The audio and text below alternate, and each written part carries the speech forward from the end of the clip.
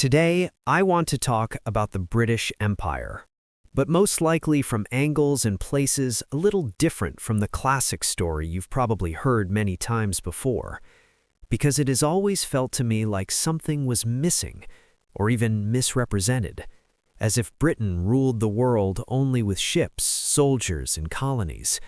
Yet whenever I look a little deeper, the same things keep appearing: money, debt, and the people who managed, or more accurately failed to manage, that debt. There was a moment when this topic completely changed for me. If empires were built solely on military power, shouldn't those that were financially weak have collapsed much faster and more easily? But that's not what we see in the case of Britain. When we go back to the 17th century, England was not a powerful state. In fact, quite the opposite. It was constantly short of money. Compared to Europe's major players, it was remarkably unimpressive. Spain and Portugal dominated the oceans. France was rising. The Dutch Republic controlled trade and set the rules of the financial system. England, on the other hand, borrowed money, then failed to repay it, then borrowed again and again. As a result, no one trusted the English state. And here lies a simple but harsh truth. No trust means no credit, and no credit means no power. The founding of the Bank of England in 1694 was therefore not just the creation of an institution. To me, it represented a change in mindset. This event is often described as a technical reform, but in my view, it was not a military revolution, it was a financial one. Because debt stopped being a personal problem, it became an institutional guarantee. State debt was no longer based on the king's promise. It became something that could be traded, priced, and trusted. At this point, an important question needs to be asked. If a state can borrow almost endlessly and at low cost, can it truly lose? That was Britain's real advantage. When you look at the wars of the 18th century, this becomes very clear. The War of the Spanish Succession, the 7 Years' War. Britain was often not richer than its rivals, but it could always fight longer. Because wars were no longer won only on the battlefield, they were also won in bond markets. France defaulted repeatedly, investor confidence collapsed, interest rates skyrocketed. In Britain, the opposite happened. Every new war attracted more investors into the system because war meant regular interest payments. Here, I think, we see a critical turning point.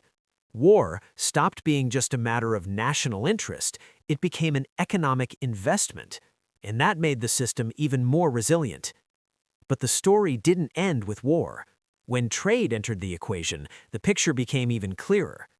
The East India Company is perhaps the most striking example. Officially, it was a company. In reality, it collected taxes, raised armies, and fought wars. In other words, it was the economic arm of the state. While investors in London expected dividends, millions of people in India paid the price for this system. The cycle that emerged was unmistakable. Debt financed war, war enabled trade, trade generated profit, profit enabled more debt. And disturbingly, this cycle worked extremely well. By the 19th century, Britain was no longer just powerful, it had become financially indispensable. The Napoleonic Wars are the clearest example of this. While France tried to survive on resources extracted from occupied territories, Britain continued to borrow from the markets of London. £600 million, an unimaginable sum in today's terms. Interest payments consumed nearly half of government spending, yet no one panicked, because everyone believed the system was sustainable. And that belief was in fact the empire's most powerful weapon.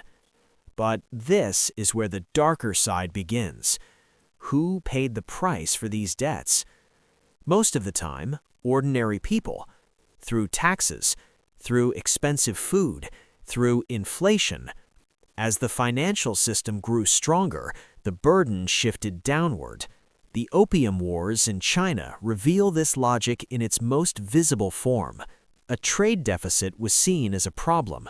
Opium was chosen as the solution. When resistance emerged, the Navy was deployed. At this point, it's hard not to ask, was this truly free trade or the forced acceptance of financial interests? By the mid-19th century, London had become the world's banker. Railways, mines, infrastructure projects, all powered by British capital. The gold standard reinforced this dominance. Sterling meant trust, and trust meant cheap borrowing. But not everyone benefited. The famines in India exposed the system's harshest reality. Grain was exported, markets were stabilized, and millions of people died. The ledgers were balanced, but the outcomes were devastating. And now we arrive at the real question. Is this truly just history?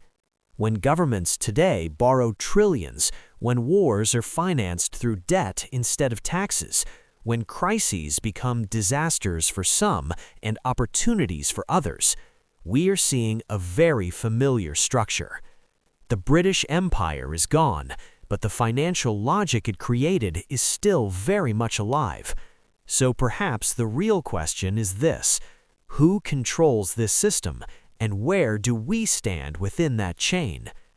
That's why I believe financial literacy is not a luxury, it is a defense mechanism, because history does not repeat itself exactly, but it rarely changes its tools.